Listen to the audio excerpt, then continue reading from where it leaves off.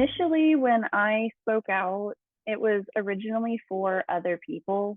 So when I spoke out, it was because I knew that what I had been through, other people might go through shortly after. And it killed me to think of that. So when I put other people in my shoes, like my sister, my niece, and I thought, oh my God, what if it was them? It made me realize, well, it was me. It matters. So at first it was for other people, and their safety, but then eventually it became, okay, it's because it's me too, and it matters. I chose to speak out because from when I was a child, I was taught to not speak and keep things to myself and abuse. And as I got older, it was the same story for me. To keep quiet, it's not true, keep quiet. And so as I got older, I chose to speak out for my liberty and my freedom to stand up for myself.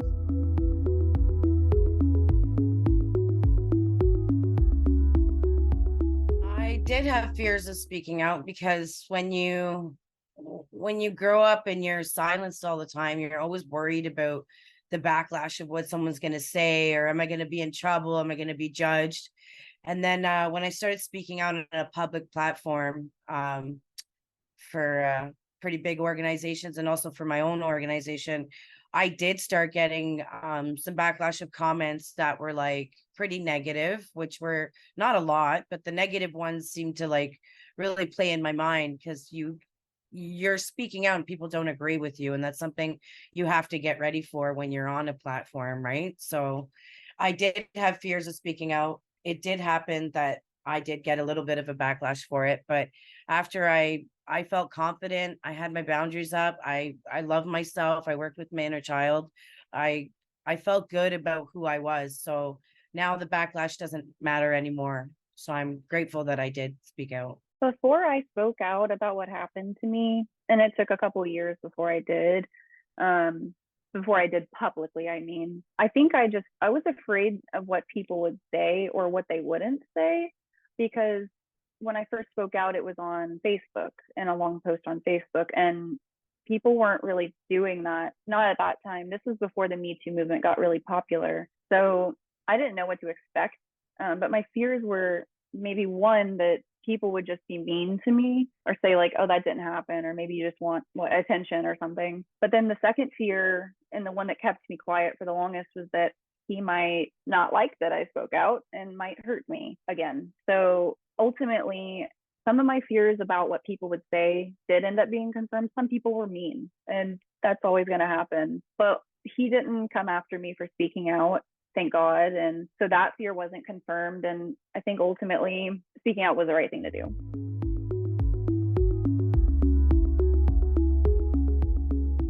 The benefits of speaking out are probably two things for me.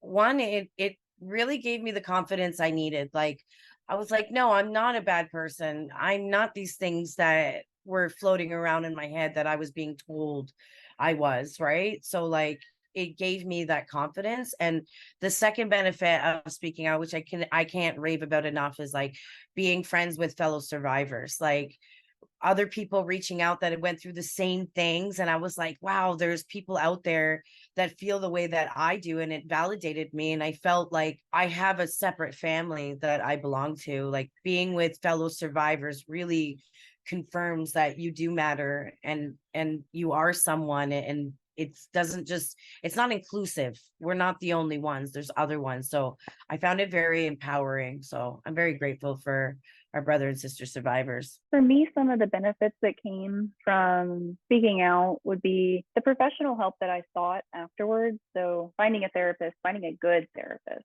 that I connected well with, that was a huge benefit to my life overall, not just as a survivor, but just as a person as well. And I have to agree with Sonia, the best benefit ever has just been the finding of this community, because when I spoke out, I did lose a lot of people and I did lose my community, but I found a community that's different. Like Sonia was saying, when you speak out, especially online, and other survivors reach out and they're like, hey, it's not just you, and thank you for being brave, and thank you for saying what I couldn't say, or they just lend support, or you just find more friends. Like that part has been great, because we get each other's humor, and other people maybe don't. So this community is the thing that has been the biggest benefit.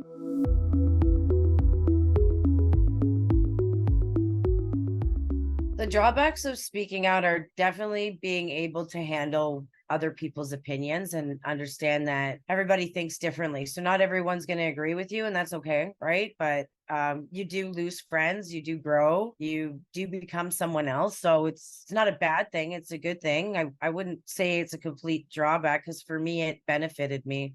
Even some of the people that I did lose in speaking out, in the end, I was grateful afterwards. It's kind of like I couldn't see the end result of it. But yeah, the drawbacks is definitely losing who's around you, who you thought is normal, like based on what you need in your life. And it kind of gets filled afterwards with the people that were supposed to be there, I'd say. For me, one of the biggest drawbacks that has come from speaking out about abuse has been the continued effort of others to silence me. And not necessarily in those ways, like it's not always that obvious, but for somebody, like I did report to police, I did all the things that you're supposed to do. And those individuals that I interacted with after the abuse, it was almost just as bad. Being disbelieved, being forced to re-traumatize yourself over and over and over again for the sake of trying to convince somebody to believe you, like that part is a huge drawback. So my interactions with like police and attorneys and people like that was probably one of the bigger drawbacks. And like Sonia said, I was going to say at first like losing people, but really exactly like Sonia said, we lost the wrong people. Like those people weren't meant to stay in our lives, and they left,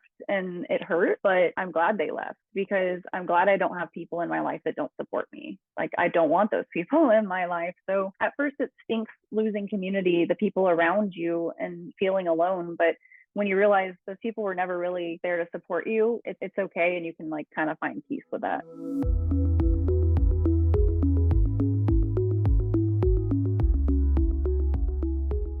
I'm very grateful, mostly to myself, that I spoke out. Like I'm grateful that it helps other people and all that, but I needed it. And it really let me get in my shoes and feel who I am and where I belong in this world. And I just feel so much better about myself on a whole that I spoke out. I'm not harboring things. I'm not sitting here feeling so depressed about it and unheard, and the anger of wanting to be heard. So it was kind of like a gift to myself to speak out. And then it kind of like dominoed. So now like my story, it does help others and it does liberate them the same way that it did for myself. So I guess I would say it would start with yourself overall, right?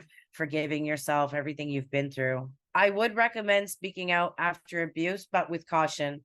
Like I don't want to lie or anything. So like you do have to get ready for what's coming towards you. I'm not trying to scare anybody, but when you speak out, you're gonna have your ex saying this wasn't true, or whoever abused you is going to say this is all not true, and you have to deal with all of that, and then losing friends and dealing with police and saying the same story 2,500 times, or going to court and feeling like you're the one that's testifying against somebody that did something to you. Like none of these things will make sense to you. And at times I did feel like I was going pretty crazy about it, and I wanted to give up, and I just felt so like maybe it's better if I just don't say anything and just let it be the way it is. But the best advice I can give anybody is do speak out, break those chains, and know that your life is yours. There's nobody in this world that has control over you. It's your life. Your happiness is in your life, and you can choose what you want to make out of that. And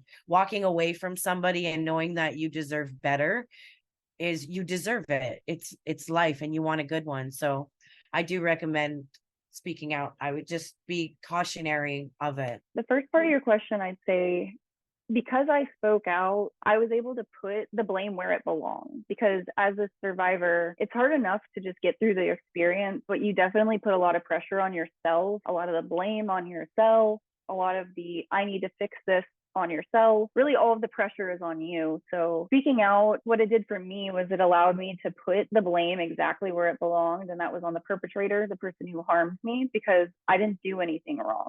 He did. So I'm glad that I did speak out, because internalizing that blame is really harmful, and just trying to make sense of things that happen to you that you can't make sense of, it just drives you crazy. So I'm really glad that I did speak out and testified and did all the things that I could do to try and right the wrongs that were done. As for whether or not I would recommend to other survivors to speak out, I thought about this for a very long time, and I think ultimately I have to settle on it depends. And that is because it is such a unique experience. However, we don't all have the same community, and we don't have the same resources and support systems in place as each other. So if you are going to speak out about something that's happened, my advice wouldn't be whether to or to not speak out. It would be get in place systems of support. So find your local victim advocacy shelter or domestic violence advocacy people. Find a victim advocate. Find someone who can go with you. Find someone who is there for you. Make sure your friends are there for you. Let your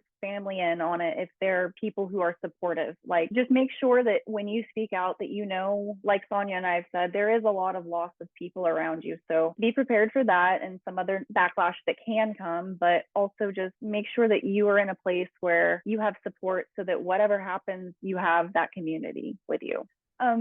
So for those who have made a plan to speak out, or are planning to speak out, something else I wanted to say was basically just like stand firm, but trust yourself. So a lot of people are going to have advice for you. A lot of people are going to want to tell you what to do or how they would have done things differently. I would just say trust yourself, because it's your experience, and everything that happens like after you speak forward, that's your experience and it affects you. So trust yourself.